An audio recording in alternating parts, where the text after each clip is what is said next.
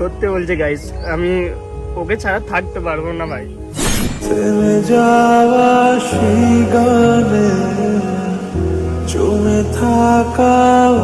আচ্ছা, তুমি যে আমাকে ভালোবাসো আর আমিও তোমাকে ভালোবাসি, আমি যদি তোমাকে আমার সাথে পালিয়ে যে বিয়ে করতে বলি, তুমি বিয়ে করবে?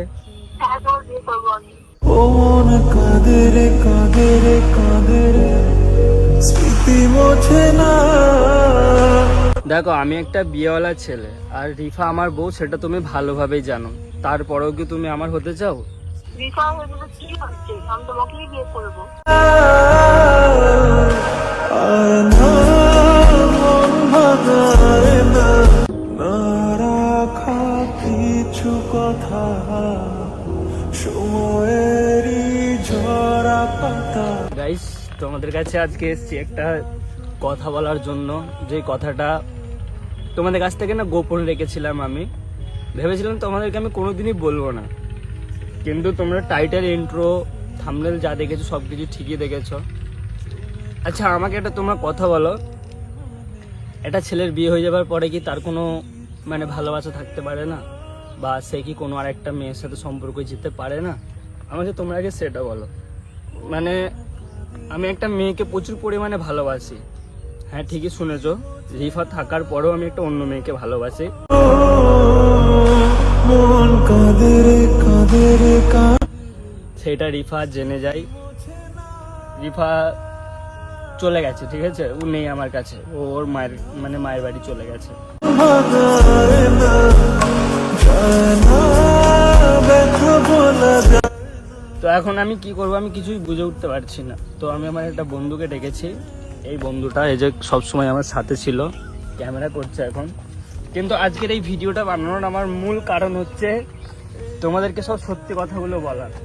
মানুষের জীবনে খারাপ টাইম আসে, ভালো টাইম আসে, তো আমার টাইমেও খারাপ টাইম এসেছে এখন।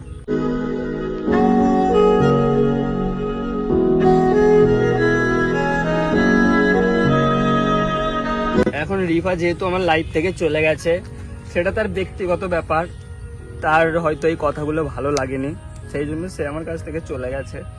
যত চাই ভুলে যেতে, কিন্তু সত্যি বলছি, রিফাকে আমি যতটা ভালোবাসি, যে মেয়েটা এখন আমার লাইফে আছে তাকেও আমি ততটাই ভালোবাসি। এর সাথে আমার 3 মাসের সম্পর্ক। মেয়েটার বাড়ি হচ্ছে ফুরফুরা শরীফ, মেয়েটার নাম হচ্ছে তানিয়া। তাকে প্রচুর পরিমাণে ভালোবাসি আমি, আর তাকে আমি বিয়ে করব, সেটা রিফা মানুক চাই না মানুক। দেখো, আর যাই হয়ে যাক না কেন, কোনো মেয়েকে আমি ধোকা দিতে পারবো না। কেন তা বলে না। আমার জীবনে কত মেয়ে আসলো, কত মেয়ে ধোকা দিয়ে চলে গেল। আমার লাইফে রিফা আসলো, আসার পরে রিফা আমাকে বিয়ে করলো, কিন্তু আমি একটা জিনিস বুঝে উঠতে পারি না, আমি কোনো মেয়েকে ঠকাতে চাইনি। এখন যে মেয়েটা আছে আমার লাইফে, সে আমার বিয়ে করার পরও সে আমাকে বিয়ে করতে চাইছে। সে আমার সব বাধা মেনে নিয়েও আমাকে বিয়ে করতে চাইছে। তো এখন যদি আমি সেই মেয়েটাকে বলি যে আমি তোমাকে ছেড়ে দিতে চাই, যায় না ব্যথা বলা যায় না। সেই মেয়েটার কষ্টটা কিরকম হবে তোমরা বলো। ধরো, তোমাকে একটা ছেলে ভালোবাসে, সেই ছেলেটা যদি তোমার সাথে বেইমানি করে, তোমাদের কতটা কষ্ট হবে বলো। ছেলেটা যদি তোমাকে বিয়ের স্বপ্ন দেখিয়ে তোমার যদি সেই স্বপ্নটাকে কেড়ে নেয়, তোমার কতটা কষ্ট হবে বলো। তাই আমি, হ্যাঁ জানি আমার ভুল কোনটা বলো তো, যে আমি মেয়েটার সাথে রিলেশনশিপে গেছি। তোমরা অনেকে হয়তো কমেন্ট করা শুরু করে দিয়েছো যে দাদা, দোষটা তোমারই, কারণ রিফা থাকার পরেও তুমি কেন ওই মেয়েটার সাথে রিলেশনশিপে গেলে। দেখো, সত্যি বলতে আমি রিলেশনশিপে আসতাম না। একটা মেয়ের যদি জীবন দিতে যায়, মরার জন্য যদি জীবন দিতে চাই, এই মেয়েটা অ্যাকচুয়ালি একটা ছেলেকে ভালোবাসতো। সে তার একটা লাভ স্টোরি কাহিনী আমার কাছে শেয়ার করতে এসেছিল। সে শেয়ার করার পরে তার এত পরিমাণে কষ্ট, তোমাদেরকে বলে আমি এক্সপ্লেন করতে পারবো না যে কত পরিমাণে কষ্ট হচ্ছিল মেয়েটা। তো মেয়েটা সব জানার পরেও আমাকে বললো তুমি আমার সাথে রিলেশনশিপে আসবে। আমি বললাম তো আমার তো বউ আছে, এসব কথা প্লিজ বলো না। ওর ব্যবহারগুলো দেখে সত্যি বলছি আমি জাস্ট মুগ্ধ হয়ে গেছি। আমি আর নিজেকে কন্ট্রোল না রাখতে পেরে আমি ওর সাথে রিলেশনশিপে চলে আসি। এখন আমি নিজেই ফেঁসে গেছি এসে। ব্যথা বলা যায় না, মানে তোমাদেরকে না আমি বলে বোঝাতে পারবো না, মেয়েটার মা নেই, আর মা হারা মেয়েকে এভাবে আমি কষ্টও দিতে চাই না। রিফার যেরকম মা নেই সেরকম আমি রিফাকে আমার করে নিয়েছিলাম, এরও মা নেই, একেও আমি আমার করে নিতে চাই। সে যে যাই বলুক আর নাই বলুক, আমি একে ছাড়তে পারবো না, ঠিক আছে? রিফা থাকবে, চলে যাবে। ও মায়ের বাড়ি চলে গেছে, ও যদি আসে ভালো, না আসতে চাই না আসবে, আমি একে বিয়ে করব। এবার তোমরা আমাকে তোমাদের মতামত জানাও যে একে আমার বিয়ে করাটা উচিত হবে কি না হবে না।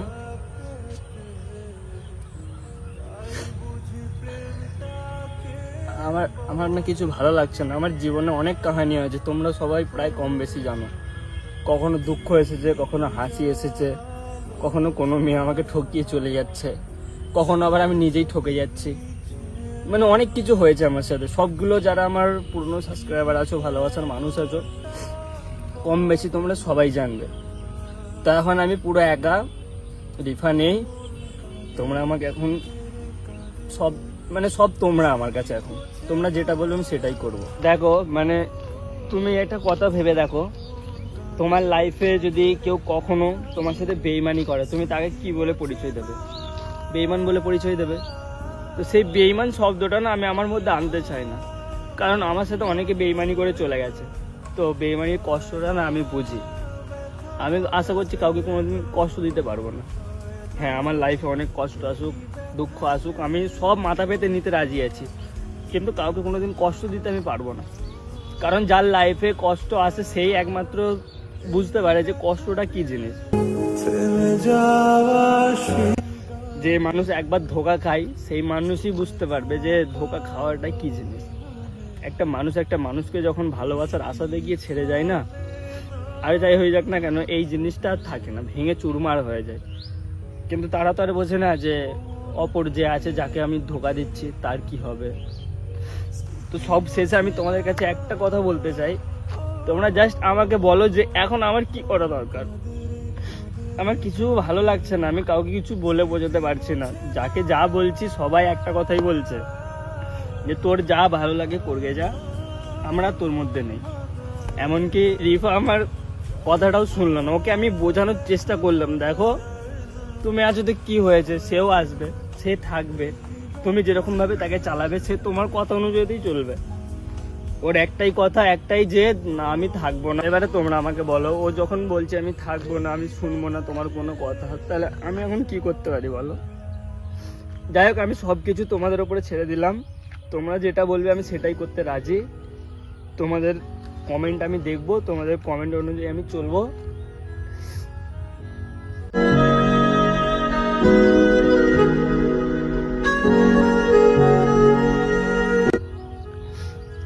আমার আর ভালো লাগছে না, আমি কি করব?